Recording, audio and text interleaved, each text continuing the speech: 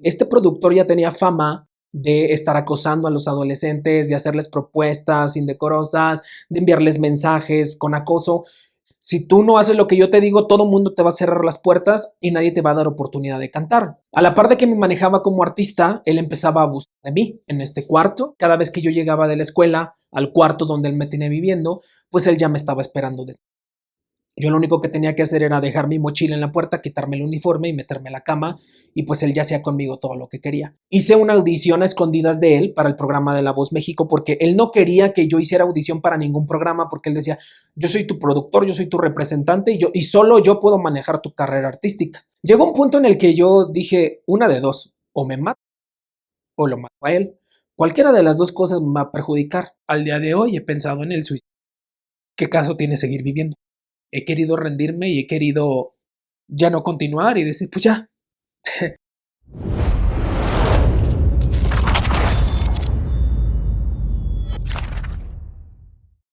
Hola. Hola, ¿qué tal? ¿Cuál es tu nombre, edad y a qué te dedicas? Bueno, me llamo Luis Armando Campos. Es un gusto estar aquí contigo. Muchísimas gracias por el espacio. Tengo 28 años, aunque me vea como de 40 o de 38.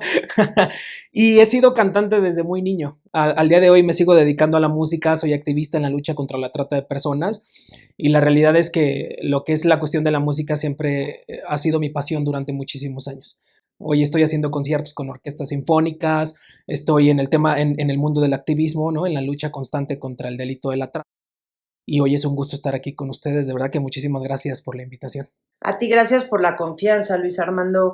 Oye, cuéntanos un poquito de tu carrera como cantante. ¿Te hemos visto en algún programa o medio en general? Cuéntanos un poquito. Pues mira, he cantado desde los 12 años, desde muy niño.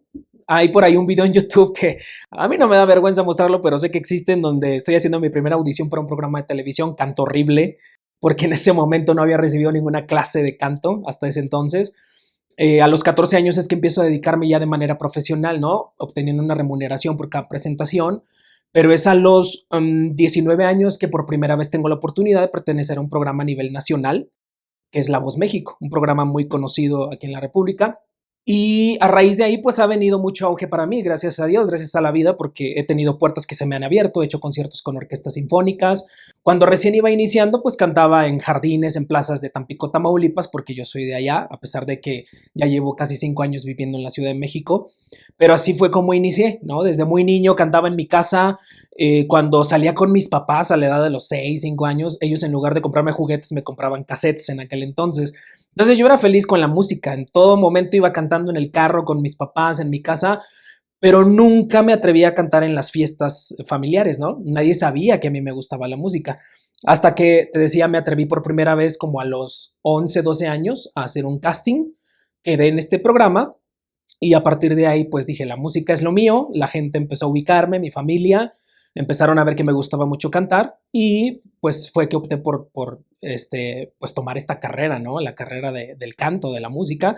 Empecé a tomar clases, pero lo que más, yo creo que lo más sobresaliente ha sido esta participación en mi programa de La Voz México, porque a partir de ahí he hecho infinidad de cosas, he colaborado con orquestas, he hecho duetos. En La Voz México conocí a Yuri, que en la actualidad seguimos siendo amigos. Ella me ha invitado a cantar con ella al Auditorio Nacional, al World Trade Center, la Arena Monterrey. Entonces, pues he experimentado infinidad de cosas ahí que yo las agradezco, y la realidad es que cuando estoy arriba de un escenario, yo me voy a otro mundo, ¿no? A mí me encanta estar arriba del escenario y estar interpretando. ¿Qué tipo de música te gusta?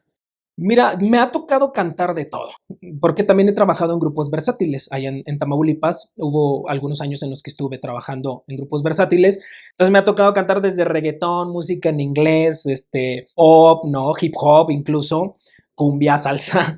Pero mi fuerte siempre ha sido la balada, la balada y el pop. La balada por el tema de la interpretación, ¿no? Canciones como, cantantes como José José, como Luis Miguel, Juan Gabriel. He hecho muchos homenajes a ambos, a José José y a Juan Gabriel, homenajes con orquestas sinfónicas de hasta 80 músicos en vivo.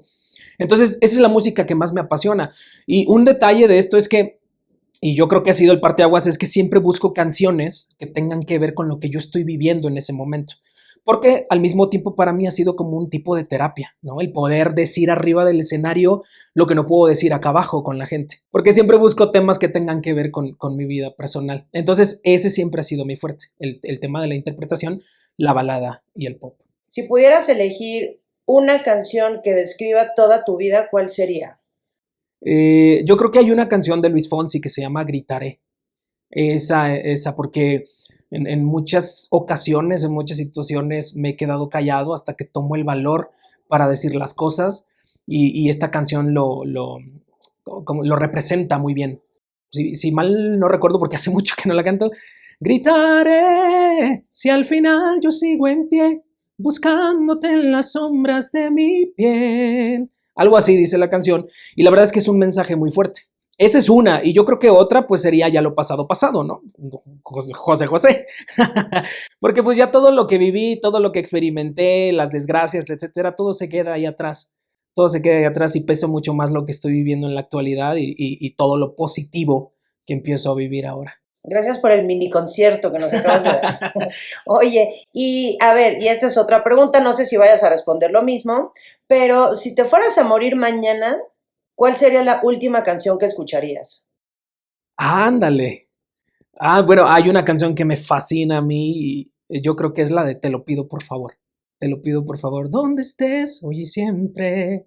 Yo te quiero conmigo. No me dejes ir solo. Necesito de ti. Esa canción yo creo que sería la última que escucharía. Qué bonito cantas. Gracias. Qué gusto escucharte aquí en vivo. Hombre, gracias. Y eso que traigo una infección en la garganta, pero bueno. Bueno, ya me imagino sin infección cómo está la onda, ¿no? Gracias. Ok, muy bien. ¿Quieres platicarnos de dónde estás trabajando ahorita? Sí, pues mira, actualmente te mencionaba hace un momento, también me he dedicado mucho al tema del activismo, hago conferencias hablando sobre las personas, ¿no? Cómo combatir este delito, para que la gente también pueda informarse, conocer más a detalle de lo que se trata la trata de personas, porque mucha gente no lo conoce y aparte, pues sentimos que estamos exentos a que esto nos suceda, ¿no? Pero desafortunadamente el tema de la trata pues está a la vuelta de la esquina y a cualquiera nos puede suceder en cualquier momento. Yo me dedico a esto actualmente porque también lo viví hace algunos años, ¿no? Ahora soy sobreviviente, fui víctima de, entonces hoy me dedico a hacer este tipo de conferencias, a platicarle a la gente mi testimonio y pues también a darles un poco de información sobre lo que es este delito, ¿no? Cómo ubicarlo, cómo combatirlo, cómo ser parte de la solución incluso. Y no solo a jóvenes, no solo a adolescentes, sino también a los adultos, a los papás, he ido a escuelas, incluso a las mismas autoridades, ¿no? Eso es a lo que me dedico actualmente y también estoy retomando mi carrera artística porque durante 4 o 5 años más o menos me dediqué a ser director operativo de un refugio para niños varones rescatados de esta misma problemática. Entonces, ahorita que ya no estoy laborando en este refugio, pues estoy retomando mi carrera como cantante y ya tengo algunos proyectos en puerta con orquestas en Pachuca Hidalgo, aquí en la Ciudad de México. Eso es lo que estoy haciendo en la actualidad. Ya, te deseo muchísimo éxito en todo lo Gracias. que sigue en tu carrera. Yo sé que ya has dado otras entrevistas en las que has platicado acerca de tu experiencia como víctima y sobreviviente de trata infantil. Esta entrevista no se va a tratar de eso, pero sí me gustaría que le platicaras a la audiencia del Libro Abierto, quienes no conocen tu historia, cuál es tu historia con la trata, porque esto se va a conectar con el motivo y el objetivo de esta entrevista. Entonces te escuchamos, Sí, lo que nos claro. quieras platicar. Sí, claro. Bueno, pues por el tema de la música, ese punto fue el parteaguas, ¿no? De todo lo que viví en el tema de la trata. Cuando yo vivía en Altamira, Tamaulipas, que está a un costado de Tampico, pues cantaba en ese momento, formé parte de un programa de televisión, el primero que te mencionaba. Pero entonces esta televisora que hizo este reality de canto contrata a un productor musical para hacer un musical con todos los participantes, todos los que habíamos estado en este reality. Entonces yo quedo dentro de los seleccionados, pero siempre lo he dicho, en la academia de este productor, si él tenía 120 alumnos, yo era el 125, como que no existía. Siempre era buenas tardes, bienvenido y nos vemos hasta el próximo ensayo. Pero entonces un tiempo después, este mismo productor me contacta por Facebook y me dice, oye, voy a abrir una academia en la ciudad donde vives, me gustaría que vinieras a hacer casting, porque voy a ir a hacer audiciones allá. Le dije, perfecto, yo asisto, ¿no? Voy, hago mi audición, él me dice, ¿sabes qué? Pues por supuesto que quedas dentro de mi academia, quiero que seas mi alumno, pero yo tenía en ese momento 13 años, estaba a punto de cumplir los 14, pero él me dice, como eres menor de edad, necesito hablar con tu mamá, con tu papá, alguien que esté a cargo de ti para que te dé la autorización. Entonces mi mamá asiste a este lugar donde se estaban haciendo las audiciones, platican ambos, ella me dice, claro, ella le dice al productor, o sea, le gusta la música, adelante, yo no tengo ningún problema. Quedo en su academia, pero entonces él me dice, ¿sabes qué? O sea, sí te quiero en mi academia, pero te voy a aprovechar mucho más en el área de los adultos, no en el área de los kids, de los adolescentes. Me dice, porque ya traes tablas, has tomado clases, ya traes la experiencia, entonces te voy a poner en el área de adultos. Yo no lo vi mal, dije, bueno, pues si todo se trata de que tengo más experiencia y tengo tablas, pues por algo lo ha de decir, él es el que sabe. Bueno, entro a esta academia, empiezo a tomar clases. En un momento mi mamá pues sufrió un secuestro en aquel entonces porque la delincuencia estaba todo lo que da donde vivíamos. Desafortunadamente cuando este crimen organizado asiste al trabajo de mi mamá, ella era la única que estaba en ese horario. Se la llevan, desaparece todo un día. Yo pues, estaba en casa con mis otros dos hermanos, yo soy el mayor. Y a mí se me hace raro que mi mamá no llegaba, porque siempre llegaba a cierta hora de la noche después de su trabajo. No llegaba, no llegaba. 6 de la mañana, yo ya estoy a punto de irme a la escuela. Mi mamá viene golpeada, con la cabeza agachada, viene con toda la ropa rota y nos saca a mis dos hermanos y a mí de ahí de la casa y nos dice, no quiero que volteen a ningún lado, solo caminen con la cabeza agachada y vámonos derecho porque teníamos una tía que vivía como a la mitad de la cuadra donde nosotros vivíamos. Pero pues yo de niño, bueno, de adolescente, pues de reojo, volteo y veo que hay dos camionetas afuera de la casa. Entonces ya mi mamá empieza a platicarnos, ya cuando las cosas están un poco más tranquilas, entre comillas, que fueron por ella al trabajo, que supuestamente iban por otra persona, pero ella era la que estaba y es a la que le tocó y se la llevaron, ¿no? Abusaron de ella, la golpearon, la amenazaron. Bueno, le dijeron que ya tenían la orden de matarla, pero que le iban a dar una oportunidad siempre y cuando ella se fuera a otro estado. Entonces, pues mi mamá opta por esta opción, dice, pues, no la pienso. Se fue a vivir a Monterrey porque allá tenemos familia, allá vivía su papá, mi abuelo.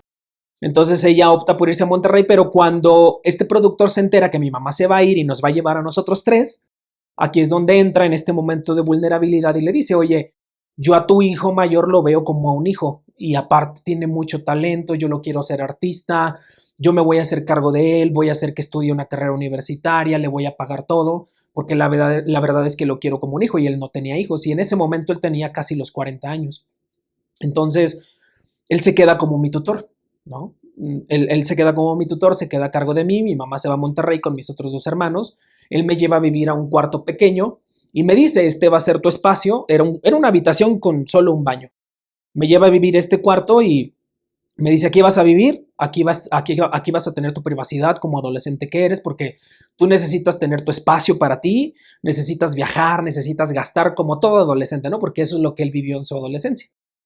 Entonces, a la par, pues estaba asistiendo a la academia donde él, bueno, la academia que él tenía y donde yo recibía clases. Pero entonces a los 2, 3 días máximo, él llega y me dice, ¿sabes qué? Mis papás me corrieron de la casa porque supieron que yo te estaba ayudando a ti, porque él todavía vivía con sus papás. Entonces me dieron a elegir o quedarme con ellos en su casa o salirme, porque no están de acuerdo en que yo te ayude. Tú tenías 13 años y Ya los 14.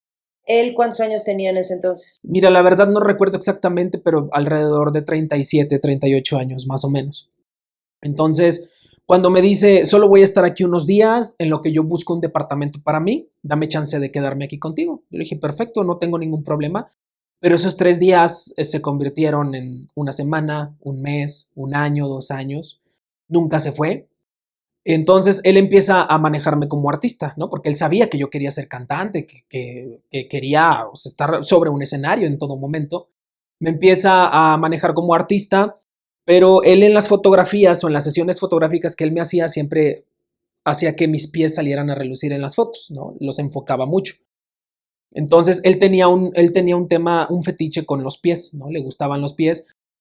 Entonces en las fotos salía, ¿no? Y él me decía, es que estas fotos son para que tú empieces a crear público, a llamar la atención en la gente, así se maneja todo este asunto. Pero cosa que yo empezaba a negarme, él empezaba a decirme, ¿no? Si tú no lo haces, voy a meter a tu papá a la cárcel. Mi papá estuvo preso en 2 ocasiones, cuando yo tenía 6 años y cuando tuve 8 años, ¿no? Estuvo preso 2 veces. Entonces él me decía, tu papá tiene antecedentes, yo lo puedo meter a la cárcel si yo quiero. Entonces, a mis 14 años, por supuesto que eso me daba terror. O luego, si no quería hacer lo que él me exigía, me decía. O la otra es que yo puedo meter una denuncia, puedo meterle una denuncia a tu mamá y decir que ella me robó dinero y que por eso se fue a vivir a otro estado. Entonces, piénsale, ¿no? Tú di que te conviene. La verdad es que a mí me daba mucho miedo. Yo no quería que mi mamá pues sufriera o pasara otro evento como lo que le pasó, porque pues había sufrido muchísimo en aquel momento que fue secuestrada. Entonces yo quería evitarle cualquier dolor, cualquier problema, y accedí a todo lo que me pedía. A la par de que me manejaba como artista, él empezaba a abusar de mí en este cuarto y en la academia también. En la academia me citaba una hora y media antes. La primera vez que lo hizo yo dije, no, pues a lo mejor las clases se adelantaron o algo así.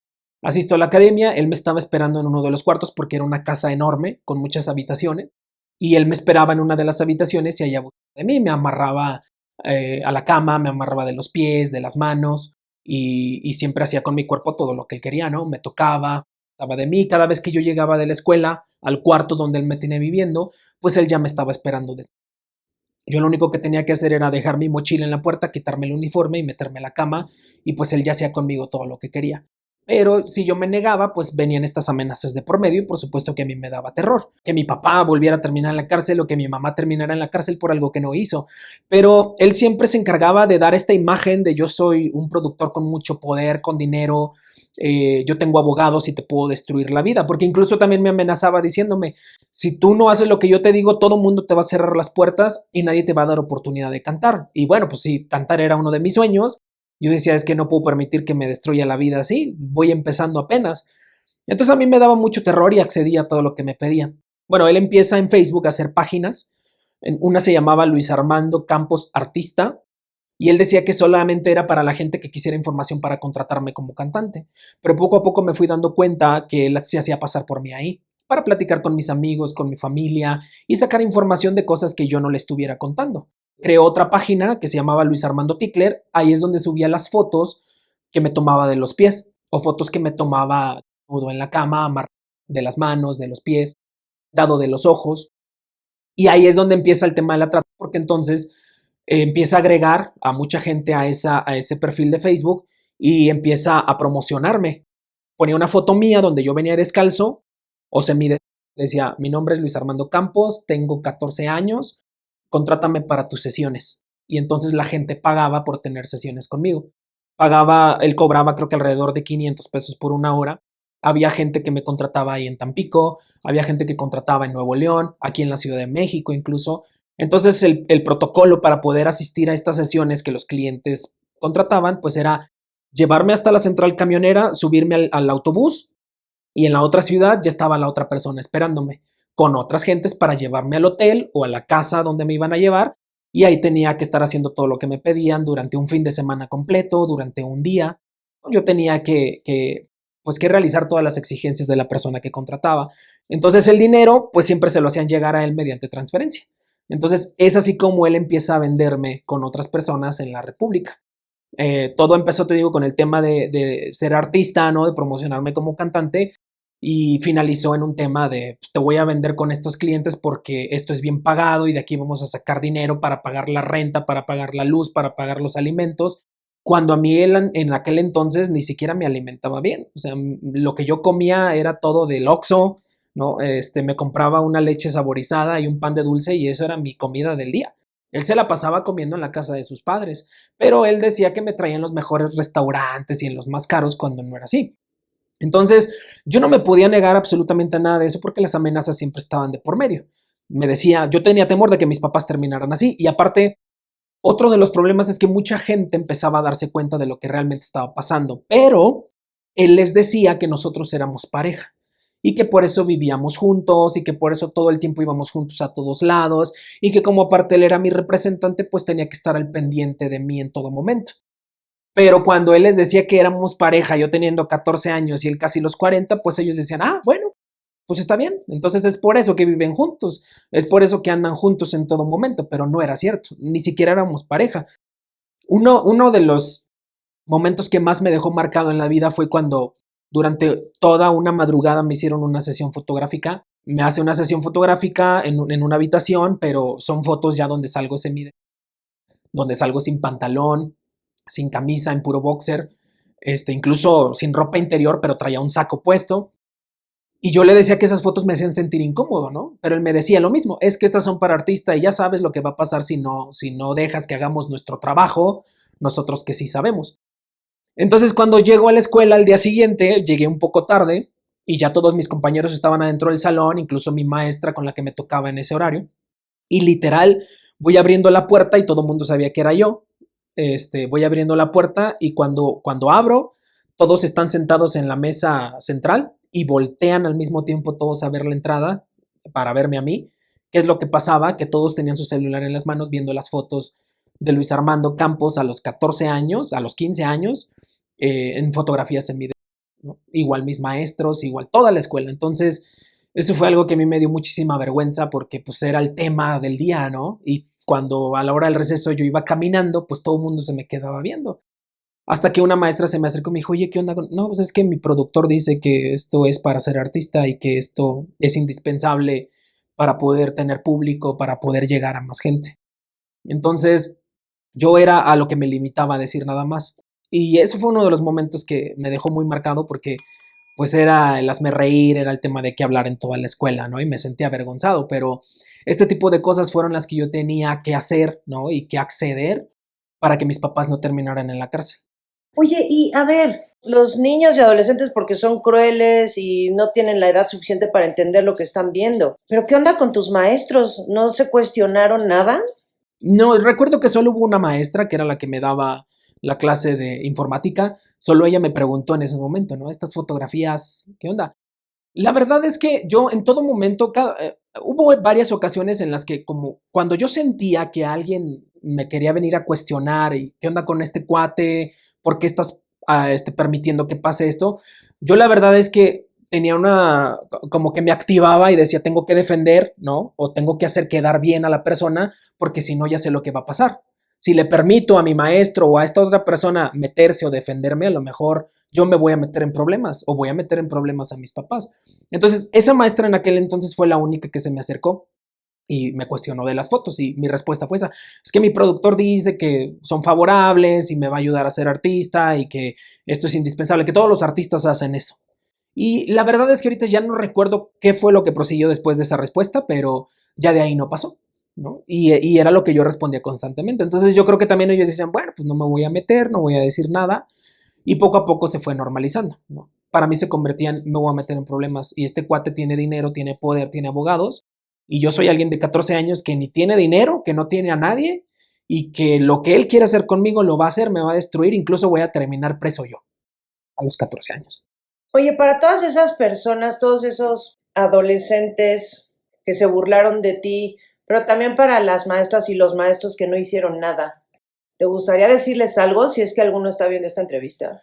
Pues sí, que tomen mi ejemplo, o sea, para poder hacer algo al respecto, no, que no se limiten a poder ayudar. O sea, cueste lo que nos cueste, porque la víctima pudiera estar a la defensiva y defendiendo a su agresor, porque eso es lo que se hace comúnmente en este tipo de situaciones.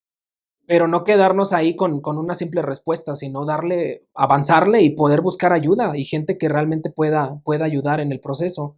Yo creo que eso es lo que les diría y no quedarse con los brazos cruzados, ser empáticos y ver más a profundidad qué es lo que realmente está pasando, porque hay muchos indicios que te dan a entender que otra cosa está pasando y cualquier cosa que esté sucediendo no es normal, ¿no? Entonces yo creo que eso es lo que les diría, no quedarse ahí y que tomen mi ejemplo y decir, bueno, si en ese momento no pude, ahora que estoy escuchando esto, entonces ahora sí puedo hacerlo, ahora sí tengo que, y ser empáticos. O sea, si no te defendieron en ese entonces, que te defiendan ahorita, ¿no? Pues sí, ahorita a mí o a alguien más que estén viendo en alguna situación similar. Sí, porque no tiene ninguna lógica dar por sentado o aceptar que una persona de 40 años ande con un niño de 14 años. No, El sencillo hecho de saber que un hombre está teniendo una relación con un niño de 14 años es motivo suficiente para abrir la boca y hacer algo al respecto. No, y te voy a decir algo, el problema no empezó conmigo, sino que este productor ya tenía fama de estar acosando a los adolescentes, de hacerles propuestas indecorosas, de enviarles mensajes con acoso. Y tengo una anécdota que siempre la traigo en la cabeza y digo, ¿cómo puede ser posible? Un chico de la academia le dice a sus papás, oye, el productor me envió este mensaje donde me está acosando, ¿no? Me está pidiendo que me deje besar los pies. ¿Qué hacen los papás? Deja a mi hijo en paz mediante un mensaje. Nada más. Nada más. Yo digo, ¿por qué no pudieron llegar más allá? O sea, ¿por qué nada más con un simple mensaje deja a mi hijo en paz? Y se acabó. Este cuate la libró muchísimas veces, porque no solo con los hombres, sino también con las mujeres. Las amedrentaba en las redes sociales, a mucha gente le debía dinero, les quedaba mal, se aprovechaba de la vulnerabilidad o de los puntos de vulnerabilidad que le encontraba a las personas, pero nadie hacía nada en contra de él. Cuando yo metí una denuncia por el tema de trata, a él le encontraron un expediente como de 30 centímetros, gente que no le daba seguimiento a sus denuncias, porque decía, ay, bueno, pues ya pasó.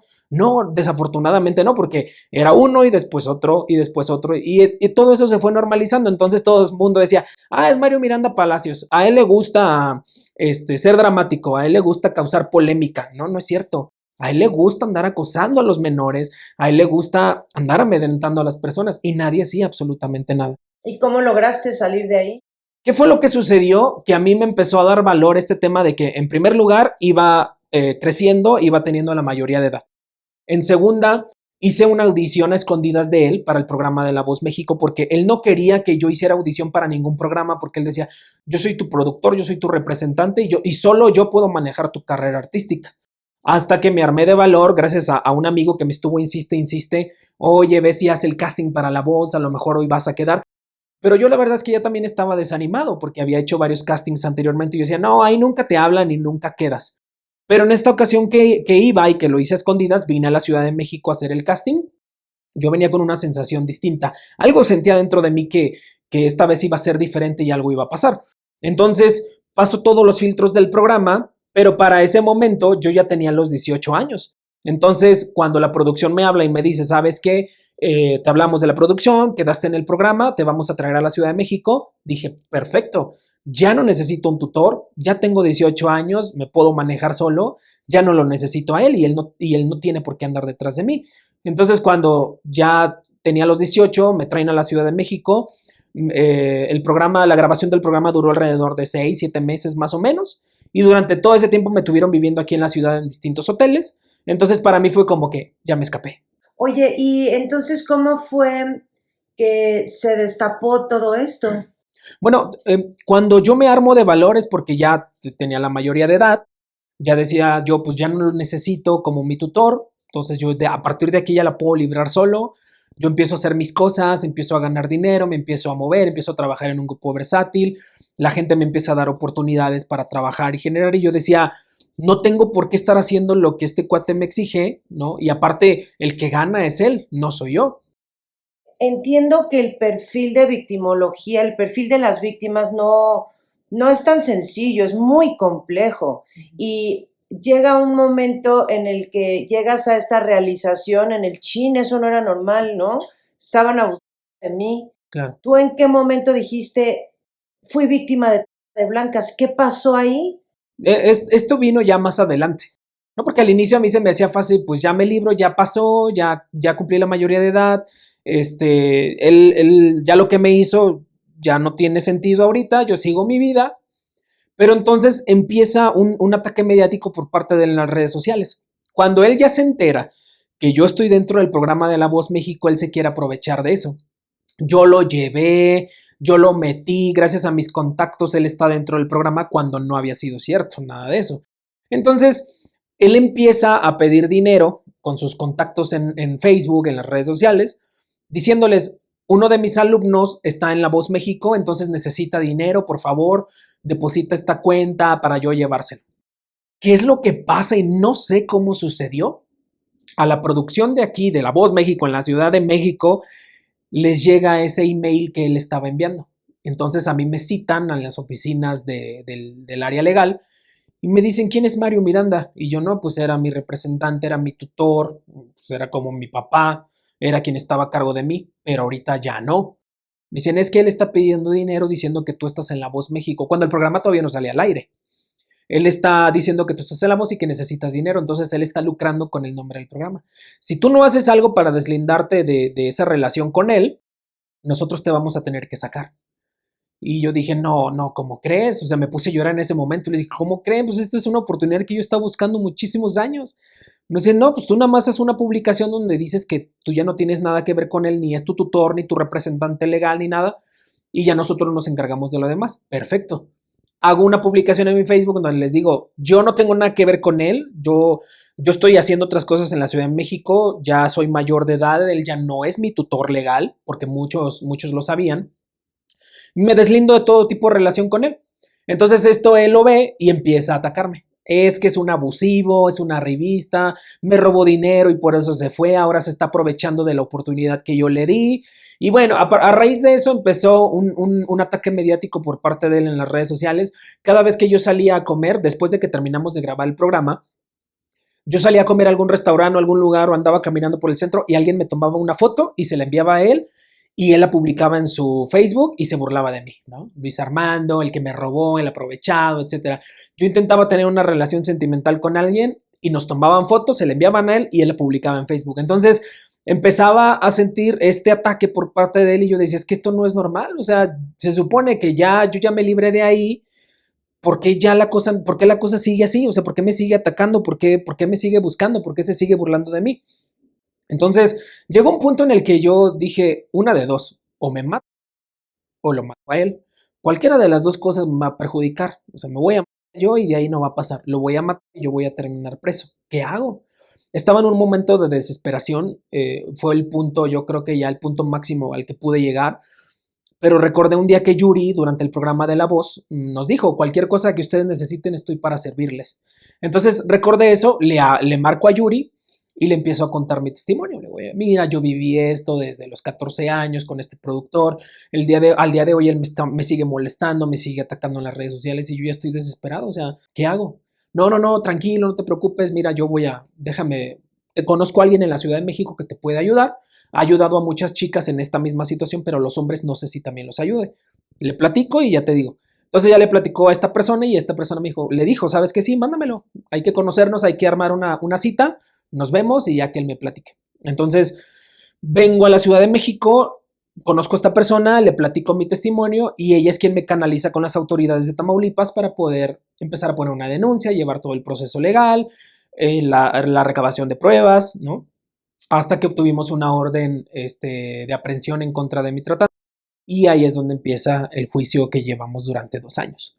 Pero durante todo ese proceso, yo empezaba a recordar todo lo que él me hacía y empezaba a informarme un poco más, porque en aquel momento yo no sabía que lo que él estaba haciendo conmigo era un delito, ni siquiera que caía en el tema de las personas, ¿no? Pero ya poco a poco fui informándome y fui contándole a la gente también. El parteaguas fue que en una ocasión, el mayor de los miedos que yo tenía es que yo sabía que él tenía material, o sea, tenía material mío en donde yo salía de videos que los mismos clientes le enviaban, porque les decía, tómale fotos, grábalo y me lo mandas porque esto lo voy a promocionar en la página. Entonces, yo sabía que él tenía material en USBs, en su celular, y mi mayor miedo era que él publicara una de estas fotografías o algún video. Entonces, una mañana me levanto y yo tenía muchos mensajes en mi celular de maestros, de amigos, y me decían, ¿ya viste lo que hay en Facebook? Y pues yo empecé a temblar del miedo. Voy y me fijo a Facebook y era una foto que él había publicado donde yo estoy amarrado a una silla y a una mesa en puro boxer, amordazado, amarrado de las manos y de los pies. Y él decía, miren la foto que me acaban de enviar de Luis Armando. Al día de hoy se dedica a la porque en la música ya no lo hizo. Entonces yo dije, ¿cómo puede ser posible? Esa foto me la tomaste cuando yo tenía 14 años, cuando tenía 15 años, era un menor de edad cuando me la tomaron. Me tomé el valor para desmentirlo, aunque sabía que eso me iba a conllevar el exponer todo lo que había vivido con él. Y había sido la primera vez que yo había expuesto el abuso sexual por parte de él en las redes sociales. Lo que hice fue ir a mi perfil de Facebook y decir, he visto la fotografía que acaba de publicar Mario Miranda Palacios, quien fue mi productor, quien fue que él se quedó a cargo de mí, mi tutor legal. Esta foto me la tomó él cuando yo tenía 14 años. Entonces, él abusaba de mí, él me violó en la habitación donde él me tenía viviendo, incluso en la academia, y el día de hoy está diciendo que yo me dedico a la prostitución. Y esa foto él mismo me la tomó cuando yo era menor de edad. Y fue lo único que puse y mucha gente ya me empezó a hablar y me empezó, oye, ¿qué fue lo que pasaste? ¿Necesitas terapia? Nosotros te ayudamos. Entonces poco a poco me fui dando cuenta que lo que él había hecho conmigo había sido un delito y que tenía que ser castigado. Entonces yo lo que buscaba era justicia. Más que nada porque cuando yo cumplí los 18 y estaba en la voz, yo dije, pues ya pasó, ya hasta ahí se acabó, ya. Si yo ahorita voy y le digo a las autoridades lo que me hizo, a lo mejor nadie me va a creer, pues ya soy mayor de edad, me van a decir, no, pues ya pasó hace mucho, nos hubieras venido así en el momento. Esas eran mis ideas. Pero ya cuando tengo la oportunidad de poder hacer algo por la vía legal, pues por supuesto que lo hago, ¿no? Y entonces ya empiezo a comprender que esto había sido otras personas, que él había abusado de mí, entonces que eso se pagaba con cárcel, ¿no? Tantos años, el delito era de este tipo, etcétera. Y ahí fue donde empecé a conocer un poco más. Pero en aquel momento yo no sabía que, o sea, yo podía hacer cosas grandes, ¿no? Contando mi testimonio y haciendo algo por la vía legal, incluso obtener una sentencia, que fue lo que obtuvimos, una sentencia de 25 años para él, pero yo ignoraba absolutamente todo y para mí era fácil decir, pues ya pasó, ya me lo hizo, ya bye, yo me voy por mi lado, él por el suyo, pero no, porque constantemente existían estos ataques en las redes sociales, ¿no? Siempre desprestigiándome, siempre burlándose de mí, siempre atacándome a mi relación sentimental de ese momento y había mucha gente que le hacía segunda. Mucha gente que se burlaba de mí, que qué bueno que le tomaste una foto. Aparte, yo estaba pasando por una situación de depresión en ese momento, estaba subiendo mucho de peso, ¿no? Y él decía, miren lo gordo que está, lo acabado que está desagradable, miren cómo está desaliñado. Entonces, y mucha gente le aplaudía todo lo que él hacía y decía de mí, cuando yo lo único que estaba tratando de hacer era rehacer mi vida, seguir cantando, seguir haciendo conciertos, seguirme presentando. Yo no lo molestaba ni lo buscaba, pero él seguía atacándome en las redes sociales. Es por eso que me vi en la necesidad de tener que hacer algo, pero mis primeras dos opciones habían sido esas, o me mato o lo mato. Hasta que contacté a Yuri, le platiqué y Yuri fue pieza clave para que todo esto se fuera por la vía legal. Wow. ¿Y qué sentiste ese momento en el que llegaste a la realización de que había sido víctima de trata? ¿Qué sentiste? Pues la verdad es que no recuerdo bien cuál fue mi reacción porque para ese momento todavía ignoraba muchas cosas, pero sí me impresionaba por todo lo que él había hecho conmigo. O sea, de todas las veces que me salvé porque mi vida corría peligro por estar con gente que ni siquiera conocía, viajaba a la frontera incluso con gente que me contrataba por 2 días seguidos, ¿no? Uno de los cuestionamientos que me hacen es, oye, y mientras ibas en el camión no querías escapar, la verdad es que era lo último que me pasaba por la cabeza. O sea, no quería, ni siquiera pensaba en, y si aprovecho ahorita en la siguiente parada y me bajo y se acabó el asunto. No, yo tenía muchísimo miedo. Pero cuando empezamos a hacer las entrevistas y empiezan a decir las autoridades, ¿no? Pues mira, oye, sí cae en delito de trata de personas porque mira, hizo esto, hizo aquello. Yo decía, pues a lo mejor esto hubiera tenido mucho más alcance si lo hubiera hecho en el momento, ¿no? Pero pues también el miedo me invadía horrible, o sea, la incertidumbre, el miedo de lo que fuera a pasar con mis papás. Yo decía, es que en ese momento no hubiera podido hacer nada porque yo lo único que quería era protegerlos a ellos dos, que no les pasara nada, que no terminaran en la cárcel. Pero sí me impresionaba mucho que el delito en sí tenía muchas características y que todas esas se cumplían conmigo. Pues sí, me transportó a otro lugar porque me vendía con otras personas. Las personas pagaban por mis servicios, pero se los pagaban a alguien más, no me lo pagaban a mí directamente. Entonces es que por eso empecé a comprender un poco más, ¿no? Pero yo decía, pero ¿por qué conmigo? O sea, ¿por qué con un hombre? Que eso no pasa en las mujeres comúnmente, porque era lo que más escuchaba también, ¿no? Pero también caía en un tema de vergüenza, porque yo decía, pues es que me voy a exponer. Cuando yo hablé por primera vez en las redes sociales, sabía a lo que me iba a exponer y que era el señalamiento. Sabía que mucha gente me iba a juzgar y iba a decir, pero es que estuvo ahí porque le gustaba. Pero es que estuvo ahí porque él quería. Pero es que nunca se quejó y nunca dijo nada, nunca vimos que él estuviera en una situación de peligro o de incomodidad. ¿No? Pues sabía lo que me iba a enfrentar y sabía lo que me iba a exponer. Entonces yo creo que esa es de las partes que más me pudo cuando se empezó a hablar el tema de la trata, ¿no? Porque sabía que el abuso sexual, ¿no? El abuso emocional, el abuso sexual por parte de otras personas, ¿no? En otras partes de la República iba a salir expuesto. Entonces eso pues me iba a conllevar a muchísimas cosas con todos los demás, con mi círculo, con mi familia, con mis amigos, con toda la gente que me conocía en la ciudad. Algo que le quieras decir a todas las personas que te compraron y abusaron de ti. Uf, pues que en esta vida todo se paga. O sea, si no es ahorita, va a ser después, pero pues que piensen en su familia, que piensen en sus seres más cercanos, porque esta vez fue conmigo y ellos pagaron por alguien, pero el día de mañana alguien va a pagar por alguien de los suyos y esto no se le desea absolutamente a nadie. Yo creo que sin clientes no existiría la personas, ellos son el punto clave para que esto exista. ¿No? Y que pues hoy vean mi testimonio, porque sé que alguno que otro está viendo esta entrevista, o sea, y vean lo que todo eso causó en mi vida. Hoy afortunadamente estoy en otro punto, estoy en otro nivel, pero en aquel momento todo lo que tuve que pasar para poder obtener justicia. Entonces, el tema de la trata, absolutamente nadie estamos exentos. A cualquiera le puede pasar el día de mañana. Que sean empáticos y que dejen de estar comprando a los humanos como mercancía. Gracias a Dios y a las autoridades que pusieron todas las herramientas necesarias para poder obtener justicia. Desafortunadamente hay mucho que hacer todavía, ¿no? Y a mí me encantaría, y lo he dicho muchas veces, que así como me dieron la apertura a mí y pusieron todas las herramientas a mi favor, así pudieran hacerlo con todas las demás víctimas, porque no soy el único. No, yo afortunadamente logré conseguir una sentencia de 25 años en contra de mi tratante, pero sé que hay muchas chicas, sobre todo, que hasta el día de hoy no han conseguido esta justicia que también merecen. Entonces, yo creo que terminaría con eso, con el tema de lo que sufrí en el área de la trata, que exhorto a las autoridades a que pongan a disposición todas las herramientas necesarias a estas chicas que todavía siguen buscando justicia, y a los hombres también, porque también hay cierta población que lo ha padecido. ¿Y sabes algo de este tipo? O sea, entiendo que está preso y lo estará durante muchos años, pero ¿sabes algo de él? En la actualidad solo sé que sigue pagando su condena. Durante un tiempo hubo mucha gente que quiso desprestigiar mi versión y decían que era injusto que se le haya dado 25 años de cárcel. Hubo muchas personas que estaban a favor de él, ¿eh? Porque decían, pues es que ellos eran novios, o sea, y ahorita Luis Armando está buscando venganza. Por supuesto que no, yo lo único que buscaba era justicia. Pero en el momento en el que yo dije, pues ya todo se olvida, ya pasé por eso, que no debió haber sido así, pero ese fue mi pensamiento en ese entonces. O sea, ya me libero de esto, él por su lado, yo por el mío, yo ya gano mi propio dinero, trabajo para mí y se acabó el asunto, pero él quiso llevarlo a otro nivel y empecé a tener este ataque mediático en las redes sociales por parte de él.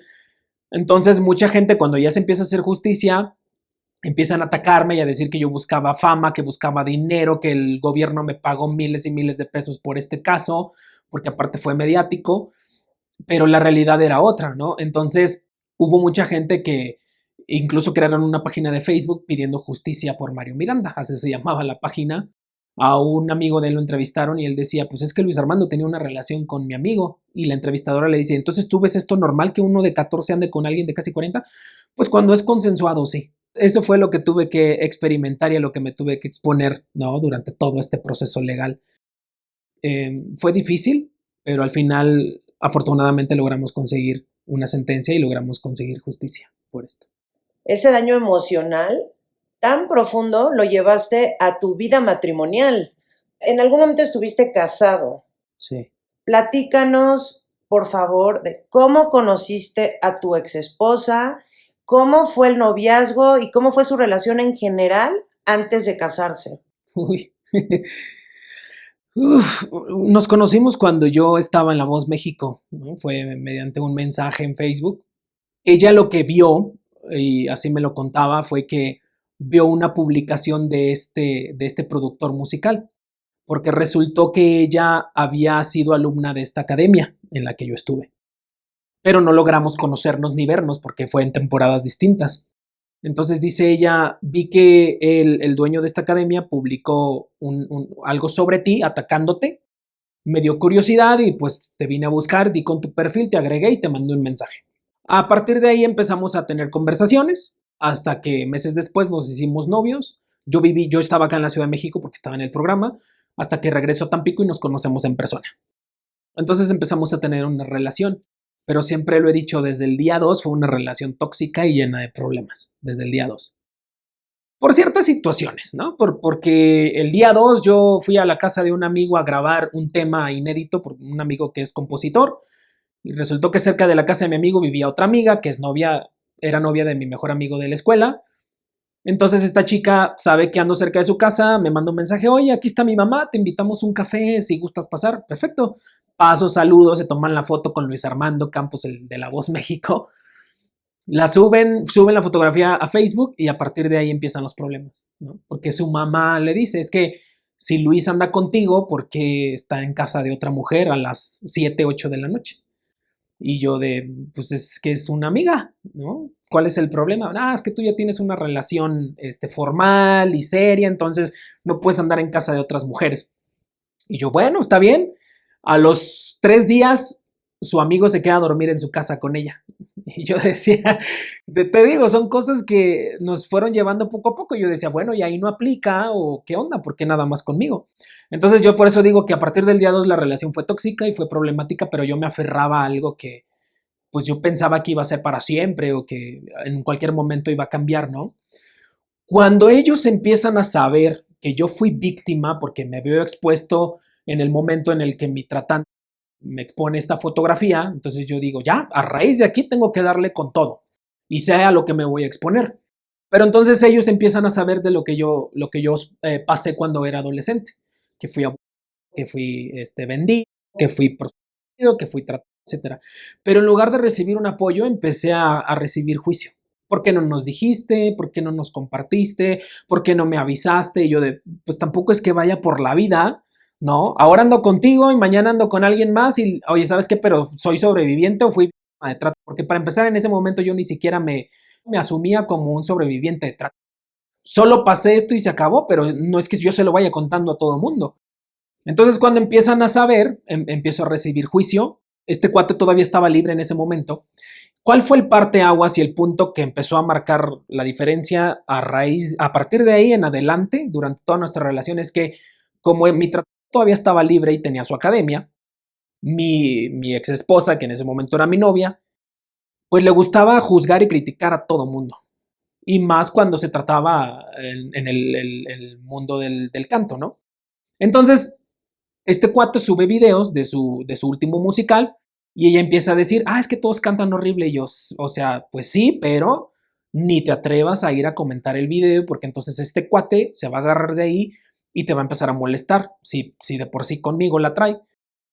Dicho y hecho fue, comentó el video, todos cantan horrible y a partir de ahí mi trato empezó a hostigarla y a amedrentarla y a llamarla y a amenazarla a ella. Pero fue algo que yo le pedí que no hiciera. Entonces, como él ya la atacaba a ella y publicaba fotos de ella, su familia me empezó a achacar eso a mí. ¿Tú por qué no la defiendes y por qué no haces algo? Y yo pues es que yo le pedí que no hiciera, ¿no? Que no comentara, pero fue y lo hizo. Entonces, ¿yo qué puedo hacer? No, pues su papá, métele una denuncia, un periodicazo, paga para que en el periódico salga algo. Pues es que yo no tengo ni siquiera lo económico ni las herramientas para hacer algo así, ¿no? O sea, empezaba a tener una cierta presión por parte de ellos. Si tú no haces algo es porque no amas a nuestra hija, no la quieres, y no eres lo suficientemente hombre para hacer algo por ella. Y yo a ver, pues tampoco es fácil, ¿no? Cuando ya hablo con Yuri y empezamos a hacer todo por la vía legal y ya tengo todas las herramientas por parte de las autoridades, entonces ahora ellos se hacen a un lado, ¿no? Y fue un proceso que yo pasé solo. O sea, nunca vinieron a decirme, oye, en lo económico necesitas algo, porque yo me tenía que mover de ciudad a ciudad, 3, 4 horas de diferencia, tenía que pagar pasajes, camiones, etcétera, hospedaje. Nunca recibí por parte de ellos un necesitas ayuda, te ayudamos en algo. No, como ya vieron que yo estaba haciendo algo, perfecto, pues esa es tu chamba y es tu obligación hacerlo por nuestra hija. O sea, ellos no decían absolutamente nada de eso. Todo era Luis Armando y porque nos hubiéramos ahorrado este problema si tú desde el inicio nos hubieras dicho que sufriste y que te vendían, etcétera, etcétera, ¿no? Esa era la conclusión. Como no nos dijiste, entonces ahora estamos inmiscuidos en esto por tu culpa. Entonces también ellos sabían el contexto de la vida que yo venía, ¿no? Mi papá pues no vivía con nosotros, nos abandonó desde muy pequeños, solo vivimos con mi mamá. Entonces ellos siempre hacían una comparación, pues tú estás con nuestra hija, una hija que nació en cuna cristiana para empezar, una hija que vivió con sus papás todo el tiempo. Tú que viviste en la calle y sin tus papás, pues no tienes valores, no tienes educación, ella te está haciendo el favor, tú no vas a encontrar a nadie más allá afuera igual a ella, no vas a encontrar otra mejor oportunidad que ella. Entonces yo me fui guardando todo eso y me fui haciendo la idea. Yo decía, pues tienen razón, o sea, yo allá afuera viví en la calle sin mis papás, si ellos dicen que no tengo valores es porque no los tengo, etcétera, etcétera, pero o sea, era algo que sucedía constante. Y cuando el papá me hacía esos comentarios, nadie le decía, oye, no, o sea, hablas por ti, pero no hablas por nosotros. No, todo el círculo le hacía segunda y decía, claro que sí. Empecé a recibir juicio también por parte de su otra familia, ¿no? Por parte de su papá, de los tíos, de las abuelas. Cuando todo esto empezó a hacerse mediático, pues ya empezaban a hacer el juicio de, pero es que entonces es homosexual. Aguas, porque andas con este chico y por lo que él pasó, entonces él trae algunas situaciones que a lo mejor no ha tratado o que no ha trabajado y entonces puede salir gay, puede salir homosexual, etcétera. Entonces empecé a recibir todo ese tipo de comentarios hasta que pues la relación se fue alargando, se fue haciendo más grande, empezó a durar más, pero con todos estos problemas. Yo la verdad es que estaba aferrado porque yo sí soñaba con algo de para siempre, en algún momento esto se va a restaurar o vamos a hacer algo. Ellos querían llevarlo al punto religioso, ¿no? Ellos iban a una iglesia y me decían, bueno, de nuestra parte te vamos a ayudar, ven con nosotros a la iglesia y queremos que tal cierta persona te dé discipulado. Y yo a ella le decía, oye, pues sí voy, pero tú acompáñame en el proceso. No, literal era nada más abrir la puerta, me aventaban y órale vas, porque es tu obligación, cuando no era así. ¿Tú eras cristiano ya o ellos te... En aquel momento no. Conocía de la palabra, conocía del cristianismo, pero no me había bautizado en aquel entonces, ¿no?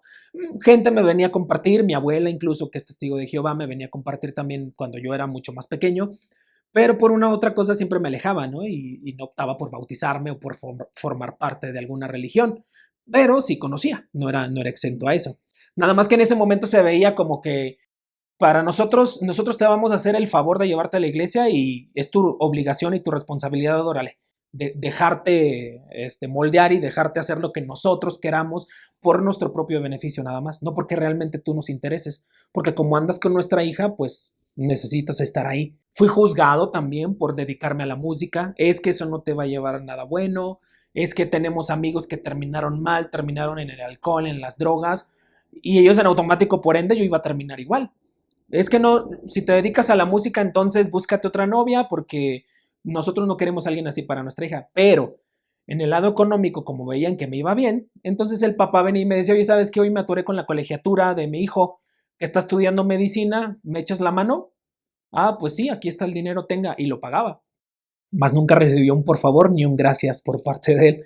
Entonces yo también decía, pues es normal, así son las familias, estoy en una relación, yo quiero que esto sea serio, que dure, porque también traigo el contexto de mis papás, ¿no? Mi papá nos abandonó muy pequeños, yo crecí sin mi papá, mi mamá se hizo cargo sola de nosotros, entonces yo no quiero eso en un futuro. Si ya estoy en una relación y en un futuro tengo hijos, pues yo sí quiero estar presente y quiero que este matrimonio dure. Pero bueno, también tenemos el contexto del matrimonio de los papás de ella, que a pesar de que tenían problemas y su relación no era la mejor y que todo el tiempo la mamá era la que gobernaba en su relación, pues para ellos eso era un matrimonio. Entonces yo decía, el mío tiene que ser igual, ¿no? Todo lo que estoy viviendo es normal porque ellos ya lo vivieron. Y es por eso que me fui acostumbrando a tener esta relación. Y ahí me quedaba, porque también yo decía, pues tienes razón, no voy a encontrar a alguien más allá así, de que una cristiana con valores, que se preocupe por mí, que me quiera, pues no voy a encontrar a nadie, pero realmente no era así. Esas fueron las ideas que ellos me fueron metiendo poco a poco.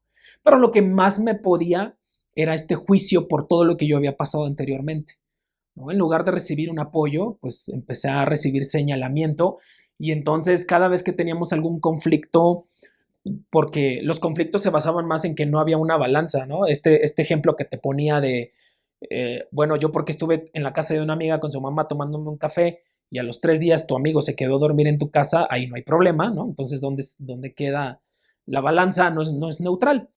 Todos los problemas se basaban siempre en eso, en cosas, digamos que insignificantes, pero que cuando venían de mí estaban mal, pero cuando eran aplicadas por parte de ellos estaban correctamente bien.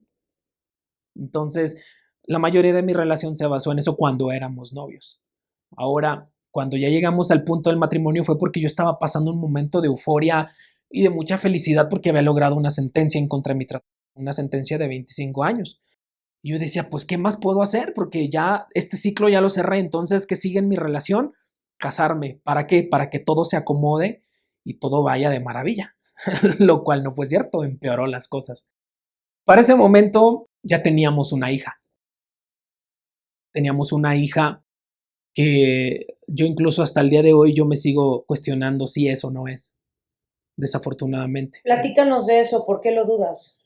¿Por qué lo dudo? Porque cuando yo le ofrezco o le hago esta propuesta de casarnos, porque dije, no, pues casarnos es acomodar las cosas y llevarlas en orden, entonces todo va a salir mejor.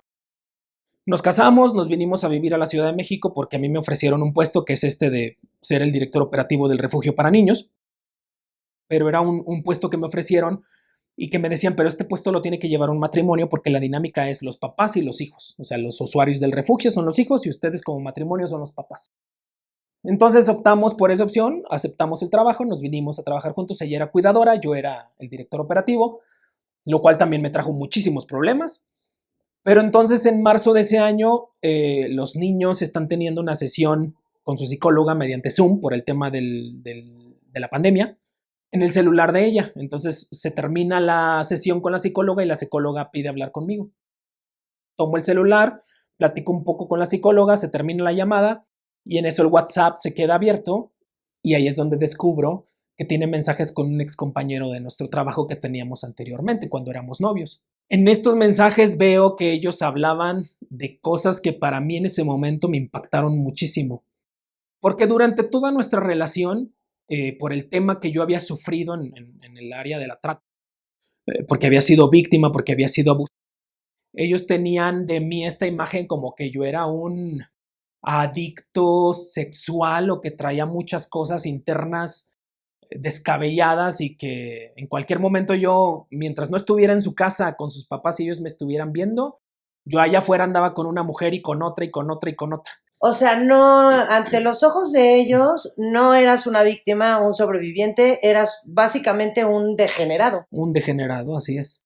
Así es por todo lo que yo había vivido, ¿no? Porque eso me había dejado todos estos traumas y entonces, mientras no estés en nuestra casa y aquí con nuestra hija y en donde nosotros sepamos que estás y te estemos viendo, tú allá afuera eres un degenerado y estás haciendo cuanta cosa se te ocurra.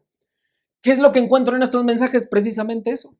Hablaba con este cuate de orgías, de tríos, este cuate le enviaba fotografías de hombres desnudos, de sus penes, y él le decía, míralo, está bien rico, y tengo 5 amigos que te quieren coger, y así se lo decía en el mensaje, ¿le entras o no?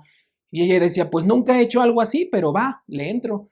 Eso fue lo que más me impactó a mí, ¿no? Que el degenerado era yo, y el que podía tener la oportunidad de hacer cuanta cosa quisiera allá afuera era yo. Entonces vengo a descubrir esto por parte de alguien que había nacido en cuna cristiana, que tenía valores, que sí creció con sus papás, y yo era todo lo contrario. Me impactó muchísimo y claro que me rompió por completo, porque yo decía, tantos años estuve aguantando este señalamiento, este juicio en el que Luis Armando, que yo no pedí crecer sin mi papá, que yo no pedí que de mí, que yo no pedí que a mí me vendieran con otras gentes, vengo y descubro esto en los mensajes. Para mí fue impactante que estuve horas y horas llorando y roto, y ella me decía, es que en otro momento a mí me hubiera dado mucho gusto que encontraras eso, pero ¿qué crees? Lo encontré y todavía para rematar, todo esto sucedió mientras estábamos preparando nuestra boda. O sea, no fue de años atrás, yo te propuse casarnos en agosto y todo septiembre, octubre y noviembre estuviste mensajeándote con este cuate. Te prometo que si yo hubiera descubierto esto incluso minutos antes de casarnos, yo no me caso. Yo no me caso, pero viví con esa idea de que esto iba a restaurar nuestra relación y que esto iba a funcionar. Entonces, aún así fue algo que no me dejaba dormir por noches, que sí me dolía bastante, más que nada por esto que te digo, señalándome todo el tiempo a mí y al final la otra persona es la que hizo todo esto, ¿no? Que se esperaba de mí. Y yo, por supuesto que ni por aquí me pasaba que yo pudiera hacer ese tipo de cosas, incluso ni siquiera tener una conversación de esa índole con alguien, para nada. Y no soy espantado ni por supuesto, pero cuando tú todo el tiempo le dices a alguien, no lo hagas, no lo hagas, no lo hagas, y tú vienes y lo haces, es una decepción muy grande. que te rompe por completo y hasta el día de hoy yo creo que sí me sigue afectando. No sé si esté bien o mal, pero me dolió mucho en ese momento. Más bien por parte de quien venía, sino no lo que encontré, sino por parte de quién. Pero ella, ¿qué te dijo? O sea, tú la enfrentaste de estos mensajes y ¿cuál fue la respuesta de ella? La respuesta fue esta, de que en otro momento si tú hubieras descubierto esto, a mí me hubiera dado mucho gusto. Me imagino yo refiriéndose a que nuestra relación fue muy tóxica en aquel entonces, ¿no? Pero era su única respuesta. O sea, sí estaba mandando mensajes, pero al final no lo llevé al acto porque yo vivo aquí en la Ciudad de México y él está hasta allá y entonces si estuviéramos allá, si se hubiera llevado a cabo, ¿no? Esas eran sus respuestas nada más. En otro momento a mí me hubiera dado mucho gusto que lo hubieras descubierto, pero pues ahorita ya estamos en otro proceso, ya estamos en otro punto, entonces no sé qué decirte. Pero al final ya había encontrado todo. En otro momento creo que hubiera reaccionado de una manera, eh, digamos que agresiva, poniéndome a la defensiva, ¿no? Alzando la voz, gritando, diciendo groserías, infinidad por el coraje y por la frustración que sentía en ese momento. Traté de calmarme y pedí consejería por parte de la persona que me llevó a ese puesto, porque al final la directora general de esta institución para la que yo trabajaba también tenía su iglesia. Entonces pedí su consejo y le dije, oye, acabo de descubrir todo esto, ¿qué hago? ¿Qué hago? Porque estoy muy lastimado, porque estoy frustrado, porque me duele. Entonces ella organizó una reunión en la noche, ya le expuse todo lo que había visto, todo lo que había leído, pero por el tema de lo religioso, pues, o sea, inténtenlo, ¿no? Inténtenlo y vamos viendo conforme a la marcha qué sucede. Entonces yo me hice la idea y dije, bueno, pues lo voy a intentar, o sea, voy a tratar no de olvidar, pero sí de sobrellevar todo lo que leí, todo lo que vi, todos los videos, porque incluso había hasta videos de este cuate con el que se mensajeaba y él estaba casado, o sea, tenía a su esposa y en la conversación había videos de él teniendo relaciones sexuales con su esposa, compartiéndoselos a mi esposa, ¿no? Infinidad de cosas que vi en esa conversación. Entonces dudaba que mi hija fuera mi hija porque si nos vamos al noviazgo, cada vez que teníamos una discusión, siempre repercutía en mi hija. Los papás de ella parecían más los papás de mi hija que yo.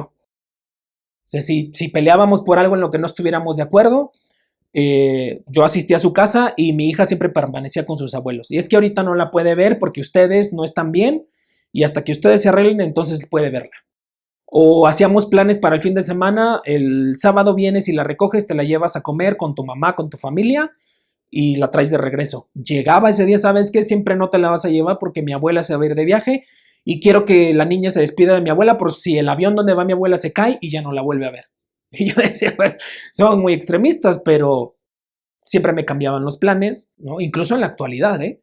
En la actualidad, cuando tuvimos la sesión con la secretaria de acuerdos para ver lo de las convivencias, la mamá de ella estaba presente. O sea, la abuela y la mamá estaban en la reunión cuando se supone que solamente nosotros dos, que somos los papás, tenemos que estar.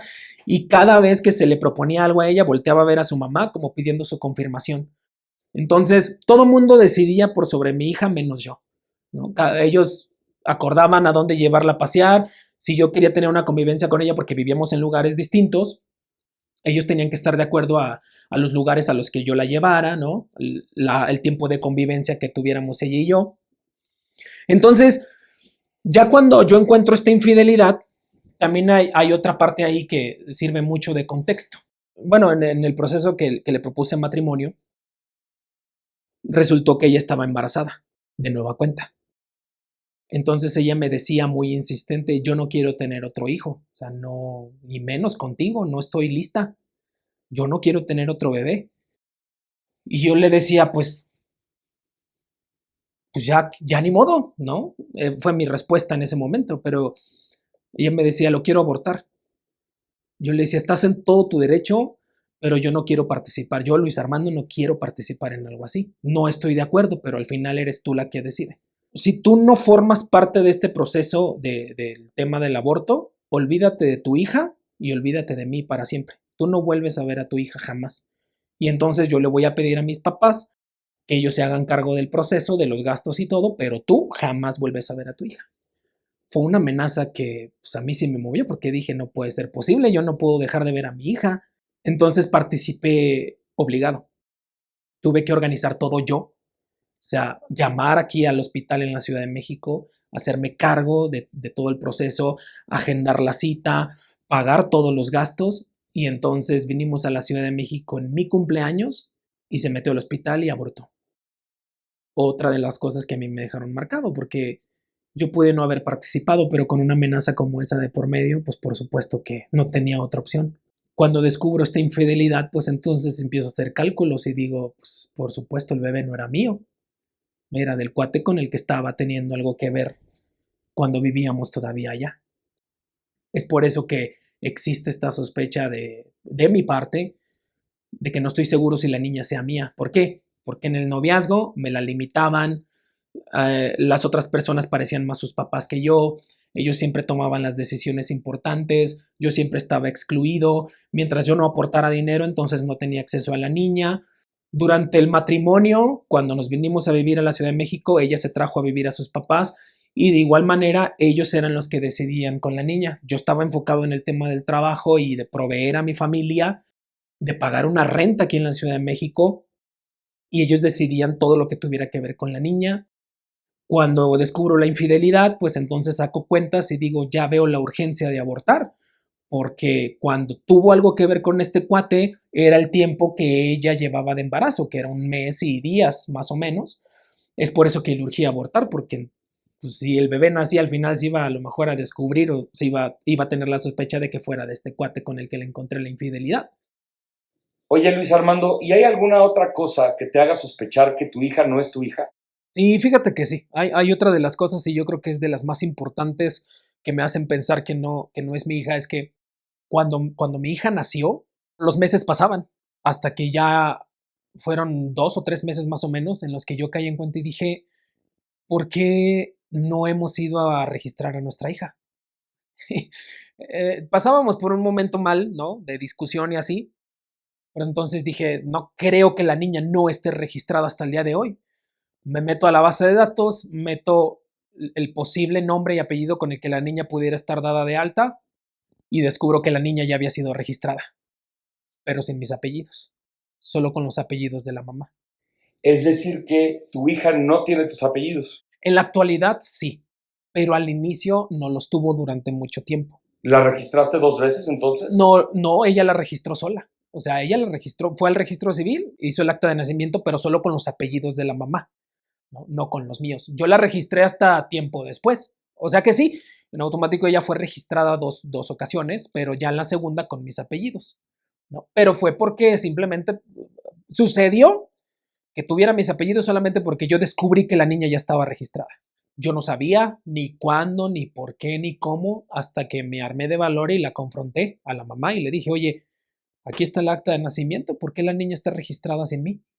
Ah, es que como tú y yo estábamos mal, la abogada que me está asesorando, yo no sabía ni qué abogada ni por qué la estaba asesorando, me dijo que la niña tenía que estar registrada, ¿no? Por seguridad. Yo dije, ¿por qué no conmigo? No, pues es que tú y yo estábamos mal. O sea, sí, habíamos tenido una discusión, pero eso no fue motivo suficiente. Si no fue motivo suficiente como para decirme, oye, pues quiero aliviarme en un hospital privado, ah, perfecto, aquí está. Oye, pues quiero servicios especiales, perfecto, aquí está. ¿Por qué para eso no? ¿No? Entonces así fue como descubrí que mi hija había sido registrada sin mis apellidos, hasta que pues yo quise enmendar las cosas y decir, oye, pues también es mi hija que tenga mis apellidos, ¿no? Y es por eso que hasta tiempo después es que hacemos otra vez el proceso para registrarla, pero ahora con mis apellidos, ¿no? Pero en un inicio ella lo hizo por su propia cuenta y a escondidas mías, sin compartirme y sin avisarme. Claro, esto lo descubrí gracias a que dije, pues oye, ya pasaron 2 meses de que la niña nació y no hemos ido a registrarla, como que esto ya está raro, ¿no? Y mis sospechas fueron reales, ya estaba dada de alta, pero solo con los apellidos de la mamá. Es por eso que esa es otra de las cosas que me hacen sospechar que pudieran no ser mi hija, ¿no? Y es por eso que he pedido la prueba de ADN. ¿Y por qué se vinieron, o sea, por qué se vinieron para acá también sus papás? Porque es un patrón que ellos venían manejando desde hace años atrás. O sea, cuando sus papás se casaron, la mamá de la mamá vivía con ellos. Entonces vivían todos en una misma casa. Fue algo que yo siempre le dije, yo no voy a terminar igual. O sea, ahorita vemos a tus papás, tu mamá, tu papá están casados, tu mamá se trajo a vivir a tu abuela con ellos y tu papá tuvo que aceptar eso. yo no quiero lo mismo para mi matrimonio. Y al final cedí y permití que eso sucediera, ¿no? Nos vinimos a la Ciudad de México porque pues ella decía que no podía sola con nuestra hija y necesitaba a alguien que le estuviera ayudando con la niña. Entonces se traía a su mamá, pero pues como su mamá tiene un matrimonio, entonces el papá en automático también se unió y dijo, pues yo soy de aquí, y cada vez que el papá no tenía trabajo, vivía con nosotros en el mismo departamento. La abuela se queda en Tampico, pero entonces ven que empieza a tener un tema como de depresión, porque como antes todos estaban juntos en la misma casa y ahora ella vivía sola ahí, pues dicen, no, pues es que no la podemos dejar sola, no, pues tráetela a la Ciudad de México. Y ahora se viene la abuela también, ¿no? Vivía, quien era mi esposa en ese momento, mi hija, su mamá, su papá, su abuela y yo. Vivíamos 6 personas en un mismo lugar, pero yo decía, pues esto es parte de mi chamba como esposo, esto es parte de lo que yo tengo que acceder como esposo, porque esto es lo que ellos me han enseñado, ¿no? Y veo el patrón que sucedía con sus papás, ¿no? Entonces yo decía, bueno, pues también es lo que me toca. También para llevar una relación sana, una relación bien en la que no tuviéramos problema. Desafortunadamente, yo no me daba cuenta que esto poco a poco también me estaba perjudicando a mí porque entonces no había un balance. Cada vez que mi mamá me venía a visitar a la Ciudad de México era una molestia para ellos. Recuerdo que pasamos por un momento de crisis en el trabajo, nos quedamos sin personal, entonces yo era el todólogo de ahí, tenía que hacer muchas cosas de otras áreas que no me correspondían. Entonces mi mamá vino a la Ciudad de México a visitarme y no la pude atender como yo quería, ¿no? Pero ella estaba en el departamento que yo pagaba, del que yo pagaba la renta. Se queda mi mamá ahí y al mismo tiempo llega toda su familia también. Llega su tía, llega su abuela, llega su hermano, la novia de su hermano, sin avisarme. Llegan todos y entonces ella se molesta porque me dice, ¿por qué no me avisaste que venía tu mamá? Y yo ¿por qué no me avisaste que venían tantos miembros de tu familia a nuestra casa? No, pues es que ellos sí son bienvenidos. Le digo, pues mi mamá también, perdón, pero es mi mamá. Y no es que tenga mamitis ni nada, pero mi mamá me visita menos que los tuyos a ti, entonces yo no le veo ningún problema. Yo siempre hacía todo por ella y todo por su familia, hasta que llegué a un punto en el que dije, por la mía no estoy haciendo absolutamente nada, al contrario, me estoy alejando de ellos. No tengo comunicación, no tenemos contacto, ya no les escribo, ya no tenemos mensajes, para que en mi relación de matrimonio, para que con la familia de mi esposa no haya problema, ¿no? Entonces me fui acostumbrando a una vida así y al mismo tiempo me fui alejando de mi familia. Entonces recuerdo ese momento exacto que llegan todos los miembros de su familia, ¿no? Su abuela, su otra abuela, su hermano, la novia de su hermano y su tía. Y solo porque llegó mi mamá, se molestaron, a mi mamá la hacían menos. Mientras mi mamá estaba en la sala, todos estaban comiendo en la cocina, platicando y conviviendo y a ella la hacían a un lado. Entonces yo me sentí mal porque vi que no, o sea, que no tuve el valor de defender a mi mamá y de darle el lugar que a lo mejor no le correspondía porque yo ya estaba en un matrimonio, pero era injusto, ¿no? Era injusto que del otro lado se hubiera más y del mío hubiera absolutamente nada. Entonces, mi mamá hasta que se quebró en llanto ya no pudo más por todo lo que estaba viviendo ahí, el ser excluida de todos los demás, y pues yo no estaba presente porque estaba metido en el trabajo. Empecé a darme cuenta de que realmente lo que estaba haciendo era yo alejarme de mi familia y darle a ella absolutamente todo, olvidarme de mí, olvidarme de mi mamá, de mis hermanos, de mi papá incluso, y darle todo a ella, darle prioridad a sus papás, que eran mis suegros, darle prioridad a su abuela, darle prioridad a su hermano, a su hermana. Cuando salíamos a comer con su hermano y la novia de su hermano, ella siempre presumía, ¿no? Que andábamos en los mejores lugares, pero yo no salía a relucir en las fotos, ni en las publicaciones, ni nada. Yo solo servía como chofer y como proveedor para pagar la cuenta de la noche. Pero yo decía, pues, es parte de, así es el matrimonio. Este es el proceso normal que tengo que llevar.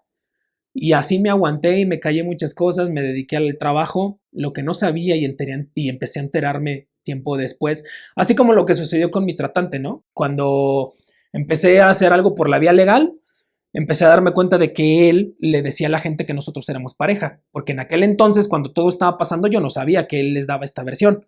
Me fui enterando poco a poco, ya mucha gente se atrevía y me venía a decir, oye, es que a mí me dijo que ustedes eran novios y yo por eso no metía las manos ni decía nada.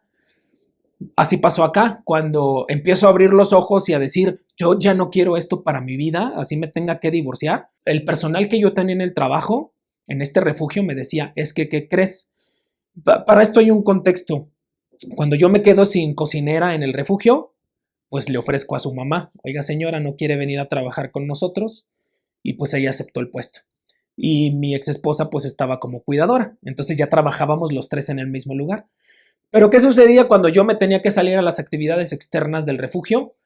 Tanto ella como su mamá empezaban a hablar con la otra cuidadora. Es que Luis Armando no le da dinero, es que Luis Armando no es proveedor, es que Luis Armando es muy agresivo, es que Luis Armando no le da dinero a Samantha, que es mi ex esposa, no le deja dinero para los gastos de lo que necesite y así. O sea, empezaban a hablar de mí con ellos y a decirles que yo era de lo peor. Entonces la cuidadora les decía, ¿y por qué siguen ahí si Luis Armando es todo eso, no? Bueno, pero pues es que ya están casados y pues esto se va a solucionar y en algún momento, o ella pues es la que no se quiere ir y no se quiere separar. También después empecé a descubrir que ella enviaba mensajes de audio por WhatsApp a sus amigas, a amigos que teníamos en común, donde les hablaba de mí. Es que Luis Armando es esto y nos acabamos de pelear y él no hace nada por nosotros y él todo el tiempo está dedicado nada más al trabajo. O sea, hablaba de mí con todo el mundo, menos conmigo, ¿no? No había esta comunicación y esta intención de poder solucionar las cosas, ¿no? Yo le decía, oye, vamos a terapia. Ah, no, el que necesita terapia eres tú, pero tú la necesitas porque fuiste violado, porque fuiste abusado, porque a ti te vendieron y porque a ti te hicieron. Yo no. Yo no necesito terapia para absolutamente nada. El que está mal aquí eres tú, entonces tú tienes que asistir y tú tienes que tratarte. Por supuesto que ella cuando era niña pasó por algo similar, ¿no? Por parte de su abuelo recibió abuso. Pero ella decía, yo le decía, oye, a ver, pero es que tú también recibiste abuso. Dices que no te afectó, pero a lo mejor y sí, ¿no? Hay ciertas cosas que tienes que trabajar. No, pues no es cierto, porque eso a mí me pasó cuando yo tenía 6, 7 años y a mí no me afectó en absolutamente nada. ¿Por qué?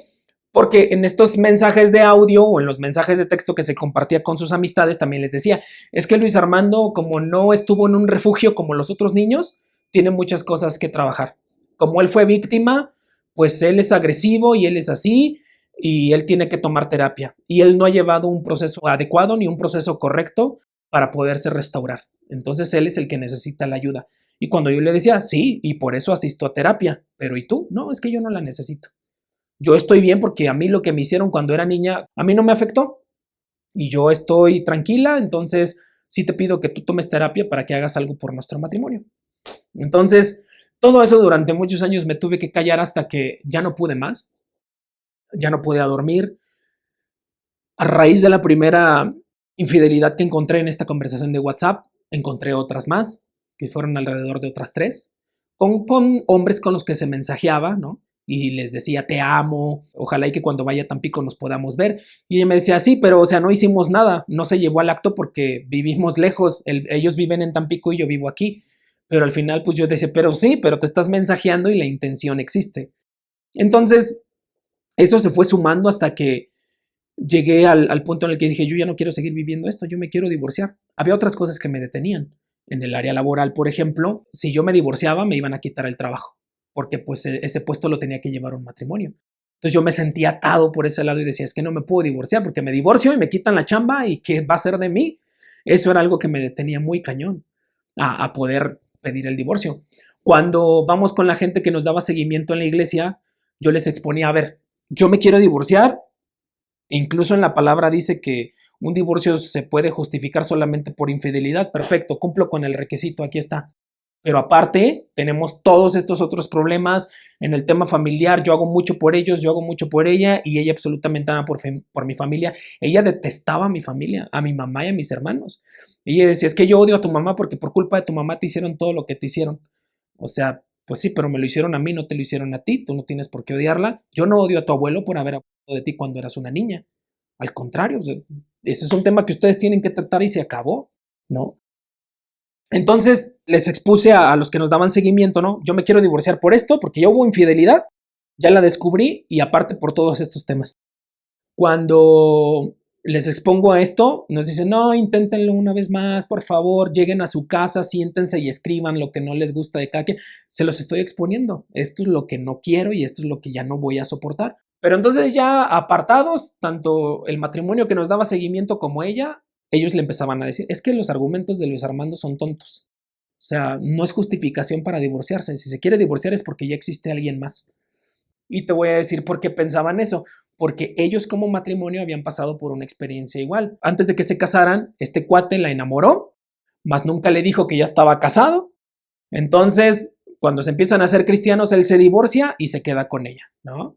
Yo decía, a ver, por favor, vienen de una situación como esa, no significa que la mía sea lo mismo.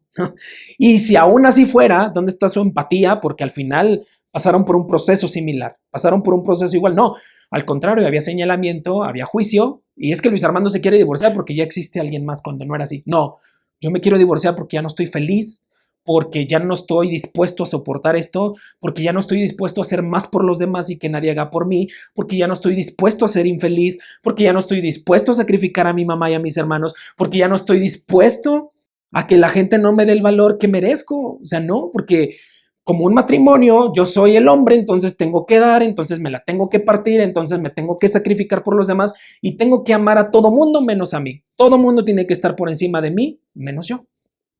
Yo ya no quiero eso. Hasta que decidí divorciarme, cuando le cuento a la directora general de este refugio al que me trajo a trabajar, ¿sabes qué? Me voy a divorciar. Perfecto, entonces ya no asistes a trabajar. ¿Por qué no? Porque es un mal ejemplo para los niños. Y tú estás en contacto con ellos en todo momento. Así es el asunto. Ah, perfecto, ya no trabajo. Pero entonces no, espérame, me estoy precipitando. Le marca déjame hacer una llamada y ahorita te vuelvo a marcar. Me vuelve a marcar y me dice, ¿sabes qué? Ya hablé con la otra directora. Me dice que sí puedes estar trabajando, pero siempre y cuando tomes terapia. Y yo, ok. O sea, si ese es el requisito, no tengo ningún problema. Pues terapia la he estado tomando en todo momento. No tengo problema con ir con otra psicóloga y otra y otra. Pero qué gacho que me lo pongas de esta manera, ¿no? O sea, que el del problema soy yo. Cuando tú sabes, ella fue testigo de que yo descubrí esta infidelidad. Mi ex esposa se lo confesó y le dijo, sí, yo le fui infiel. Él vio todos los mensajes. Entonces, aún así, eso no fue razón suficiente como para decir, a ver, no te estás divorciando porque quieras, te estás divorciando por lo que descubriste y por todo lo que estás pasando, ¿no? Tiempo después, llega una persona a ser la coordinadora del refugio. Ella vio todo el proceso por el que yo estaba pasando, sabía el contexto del tema de la trata de personas, me conocía, vio que yo la estaba pasando muy mal y que aparte ya estaba amargado, que estaba pasando por un momento de depresión, ¿no? Que yo ya no estaba contento. Empieza a acercarse a mí, empezamos a platicar, empezamos a hacernos amigos, pero trabajábamos en el mismo lugar. Empezamos a salir. Meses después empezamos a tener una relación, empezó a darme acompañamiento en todo el proceso, pero entonces ahí por parte de mi trabajo lo ven mal y empiezan a decir, es que no es correcto que ustedes anden, trabajan en el mismo lugar, no pueden tener una relación, no pueden salir. O sea, salíamos como amigos al principio y después fuimos entablando ya una relación más formal. Pero todo venía por parte de la gente de arriba, ¿no? Porque mi ex esposa había tenido acceso a ellos y les había hablado por teléfono a cada uno diciéndoles que yo era esto, que yo era de lo peor, que yo era un agresivo, o sea, empezarme a desprestigiar con todos. Y que si ellos no hacían algo en contra de mí, pues ella iba a hacer publicaciones en las redes sociales donde los estuviera atacando. Algo que me imagino yo que dije, no, pues no nos conviene, entonces vamos a hacer lo que nos está pidiendo. Cuando ellos empiezan a saber que yo empiezo a salir con alguien, pues empiezas a tener este hostigamiento por parte de ellos. Es que tú no puedes tener una relación, me decía la directora general. Y yo le decía, ¿por qué no puedo tener una relación? ¿Por qué no? O sea, a ver, lo laboral es una cosa y mi vida privada es otra, ¿no? Yo le decía, bueno, dentro del trabajo no puedo tener una relación, pero cruzando la puerta sí puedo. No, pues tampoco, después de la puerta tampoco puedes tener una relación. Pero dime por qué no, ¿por qué no puedes? No puedes porque tú estás trabajando y porque tú estás haciendo otras cosas. ¿Y eso qué? Mi vida personal y privada es mi vida personal y privada. Es mía, me pertenece a mí, no te pertenece a ti. Pero como yo soy sobreviviente de trata, pues también manejaban esta onda de, es que él es vulnerable, a él lo están manipulando. La persona que anda con él se está aprovechando de su vulnerabilidad para cegarlo, para manejarlo, para manipularlo y para hacer todo lo que quiera con él. Lo cual no era cierto. Entonces, incluso existen audios donde a ella luego la citaban y le decían, es que Luis Armando como fue víctima, todo el tiempo va a ser víctima. y va a estar vulnerable todo el tiempo en cualquier situación. O sea, minimizándome, vaya, ¿no? Y no haciendo ver que yo tenía la capacidad de tomar mis propias decisiones y salir adelante. Pero estas gentes ya estaban contaminadas con todo lo que mi expareja les había dicho, porque incluso les pidió ayuda. La gente que eran nuestros enemigos o a los que no les hablábamos, ella empezó a aliarse con ellos para entonces hostigarme por las redes sociales. En la actualidad, ella sube videos y sube publicaciones en las que pues dice, ¿no? Que ella me estaba haciendo el favor y por eso anduvo conmigo y por eso tomó la decisión de casarse conmigo, por lástima, por lo que yo había pasado, porque pobrecito de mí. Dice también que ahorita como yo pues fui víctima de la trata de personas, ¿no? Yo era agresivo con ella y que yo la golpeé cuando no era cierto. O sea, tuvo muchas oportunidades de mostrar sus pruebas de que había sido golpeada y que mostrar los morteros, nunca mostró absolutamente nada. O sea, nada, nada. Ahora con el tema de mi hija, llegamos a un acuerdo legal en el que pues a ella le dieron todos los derechos, le cedieron todos los derechos y le dieron, eh, para ella resultó todo favorable. Resulta que cuando yo le pido el divorcio, ella se va de la Ciudad de México, se esconde durante 3 meses, me esconde a nuestra hija, no sé nada de ellas hasta que me entero que ella vivía en Tamaulipas. Yo meto la denuncia para poder ver el tema de las convivencias. La secretaria de acuerdos dice, pues usted tiene que poner de su parte para ir a visitar a su hija una vez cada 2 meses. Y yo le dije, oiga, pero pues que sea equitativo, que ella venga un mes, yo voy un mes y así gastamos lo mismo porque pues yo también ya estoy dando el tema de la pensión, me quitaron más de lo mínimo, como el 40% más o menos, porque ella alegó que como nuestra hija tiene una condición que es autismo, decía que las 24 horas del día estaba al pendiente de nuestra hija y por eso no podía trabajar, lo cual no era cierto. Yo no tengo ningún problema con dar la cantidad que sea, pero cuando das la pensión que corresponde y todavía más, y que no haya esta apertura al diálogo, ¿no? Para poder ver a la hija, para poder tener acuerdos, para que, oye, ¿sabes qué? En esta ocasión se me atravesó poder ir, se me atravesó otra cosa, no pude ir, se me complicó por el trabajo, dame chance de verla la semana que sí. Ah, no, pues ahora te esperas otros 2 meses. Y ahora te esperas hasta que sea la próxima convivencia. Hace 3 semanas, casi ya un mes, mi papá falleció. Chocó con la última convivencia que tenía con mi hija y le dijo, oye, ¿sabes qué? Pues este fin no pude porque mi papá falleció este fin de semana que me tocaba, déjame verla el próximo. No, es que para eso se necesita reorganizar todo, entonces pues ni modo, ya hasta que pasen los otros 2 meses, ya la puedes ver. Y yo, bueno, pues ¿qué más puedo hacer si por la vía legal a ella le cedieron absolutamente todo? Yo como hombre pues solamente tengo que dar mi pensión y cumplir, pero aún así ella en sus mensajes, en sus videos, en sus publicaciones, dice que yo soy un padre desobligado, que soy un padre que no le importa a su hija, que soy alguien irresponsable. Ahora por yo empezar a tener una relación, entonces la familia dice, ah, pues por eso se quiso divorciar, ah, pues por eso la dejó, ah, pues de mi sueldo, de mi trabajo, le daban el 40% de pensión y el resto era para mí. Aún así era una cantidad considerable. Pero yo como soy cantante, de repente encuentro presentaciones, me invitan a cantar y me pagan por ello.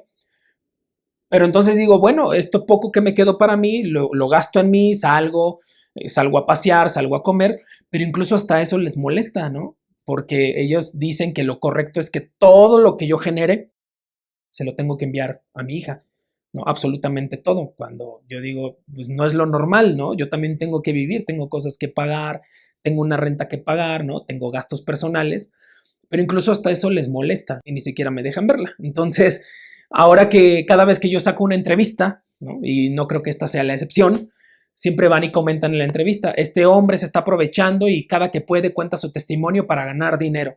A mí ni siquiera me pagan por las entrevistas. O sea, la satisfacción que yo tengo al contar mi testimonio es que otra gente se siente identificada, me contactan por Instagram, por Facebook. Oye, mi esposo, ya tenemos años de casados y se acaba de acordar que fue cuando fue niño.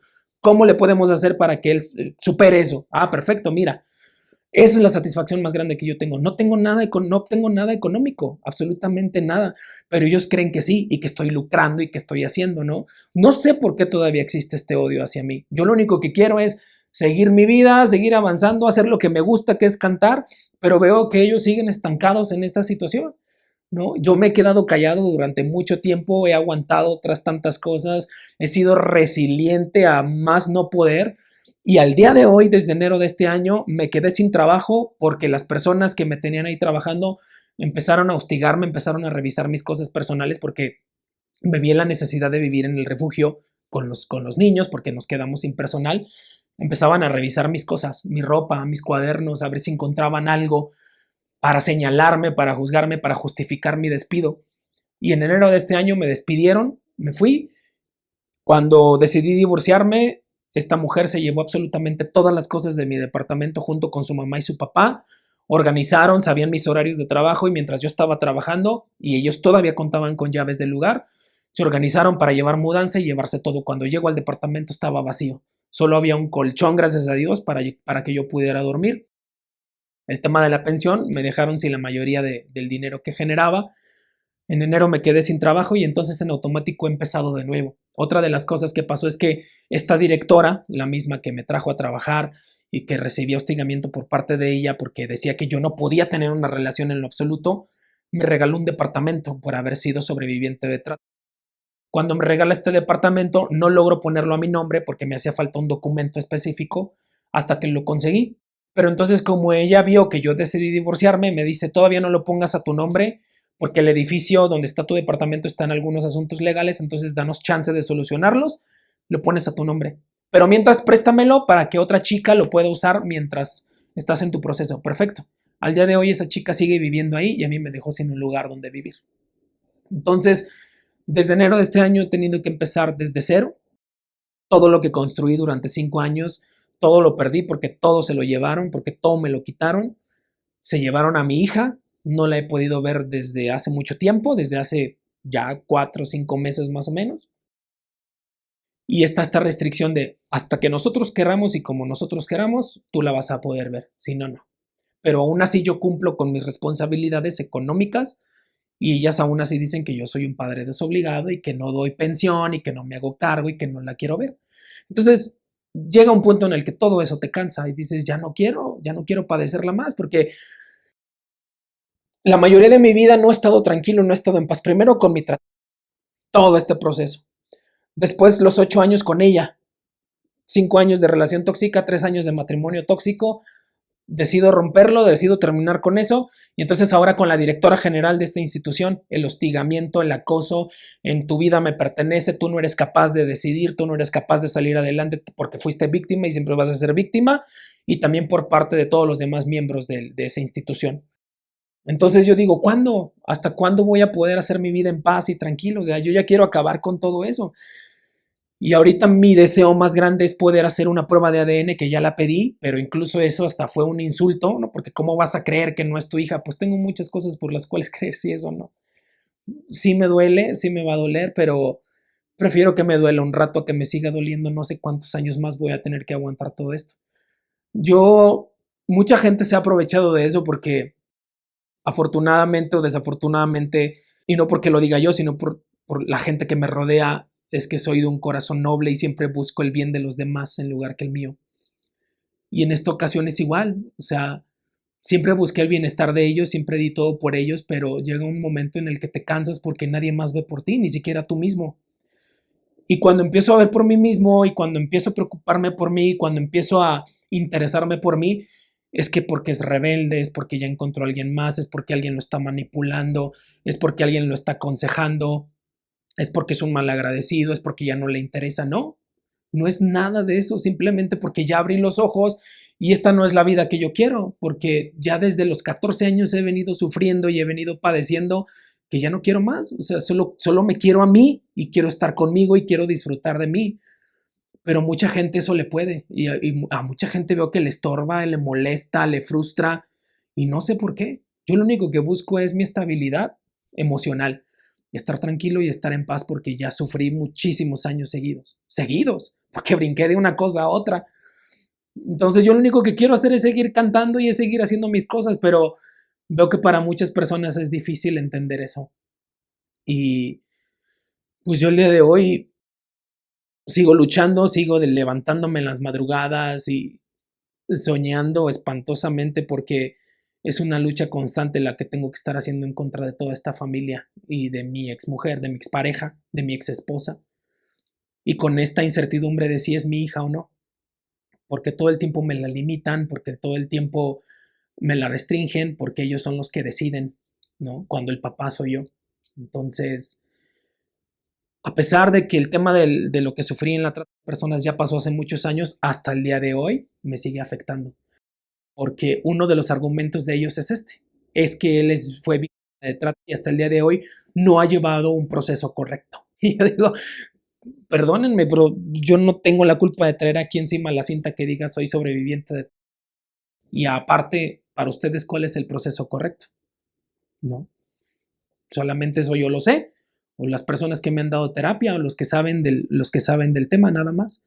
Yo lo único que busco es estar tranquilo, es estar en paz y seguir mi vida, pero es muy difícil, ¿no? Y todo lo que viví, todos estos traumas, pudiera decirse que me vinieron a marcar, la infidelidad, el aborto en el que tuve que participar cuando yo no quería, lo que sufrí en el tema de la trata. Yo no lo pedí, yo no lo pedí, yo lo único que estoy pidiendo ahora es, quiero estar en paz, quiero estar tranquilo y que todo el mundo siga su vida, nada más, nada más. Van a ver esta entrevista la familia, tu exesposa, y seguramente te van a atacar en redes, en los comentarios, y va incluso a haber gente de la audiencia que no te crea. ¿Qué les quieres decir a todos? Uf, yo no estoy esperando con el objetivo de que realmente crean mi versión. Para mí esto es como un desahogo. Estoy en busca de mi paz y de mi tranquilidad y de dar mi versión porque estoy en todo mi derecho. Pero mi objetivo no es si créanme a mí y atáquenla a ella y todo lo que ella ha dicho y ha puesto en sus redes sociales es mentira. No me enfoco en eso, me enfoco más en mí, en mi bienestar. Y esto a mí me da mucha paz, a mí me da mucha tranquilidad, ¿no? Pero lo que sí quisiera es que esto sirviera como ejemplo para los matrimonios o las relaciones que están pasando por una situación similar, ¿no? Porque al final los únicos que salen afectados son los hijos. Digo, a pesar de que yo tengo esta incertidumbre y sospecho de que la niña no pueda ser mía, pues ella no tiene la culpa de absolutamente nada, ¿no? Nuestros problemas como matrimonio que fuimos, pues son nuestros problemas. Lo que ella ahora tenga de manera individual, pues es suyo y lo que yo tenga es mío, pero ya que repercuta en la niña, eso es lo que más me puede. Y yo creo que eso es el consejo que les daría, o sea, que no se replique. Puede ser difícil, sí, pero no es imposible llegar a acuerdos, a tener esta comunicación, pero siempre y cuando exista este interés por parte de ambas personas. ¿Tienes pruebas de que mandas pensión y de que ella luego no te deja verla? Absolutamente, tengo mensajes donde yo la busco y sus respuestas siempre son, conmigo no tienes nada que hablar. Y yo digo, pues si no es contigo, ¿con quién? O sea, entonces dame el número de alguien más para ponerme de acuerdo, ¿no? Porque lo que yo busco es, este fin de semana, después de 2 meses, no pude por trabajo, porque falleció mi papá, oye, no te estoy sacando un pretexto de la manga, falleció, no me crees, aquí está la tumba, aquí está el ataúd, ven y velo. Y yo no creo que ella sea exenta de haber sabido que mi papá murió, ¿no? Y aún así no es motivo suficiente como para decir, no, pues voy a entenderlo, voy a ser empática, ¿sabes qué? Si el próximo fin, vente. No, no, ahora te aguantas y te esperas 2 meses más para que la puedas volver a ver. Entonces, todos esos mensajes están ahí. Los comprobantes de que a ella se le depositaba la pensión, a excepción desde enero de este año, que fue cuando me quedé sin trabajo, hasta ese momento, y eso todavía que cuando me dieron mi liquidación le depositaron para los otros próximos 3 meses, lo que corresponde por ley. Entonces, todos esos comprobantes de depósito existen y ahí están. Pero aún así, están estos argumentos de es un padre irresponsable y él no quiere. Yo estoy en toda la disposición, o estaba al menos, porque ahorita estoy en otro punto en el que ya no puedo más. O sea, es desgastante estarse despertando después de estar soñando horriblemente de que tu hija no es tu hija, de estar teniendo estas pesadillas en las que han estado surgiendo o han estado apareciendo en mi vida por toda esta carga emocional, por toda esta lucha constante desde que pedí el divorcio.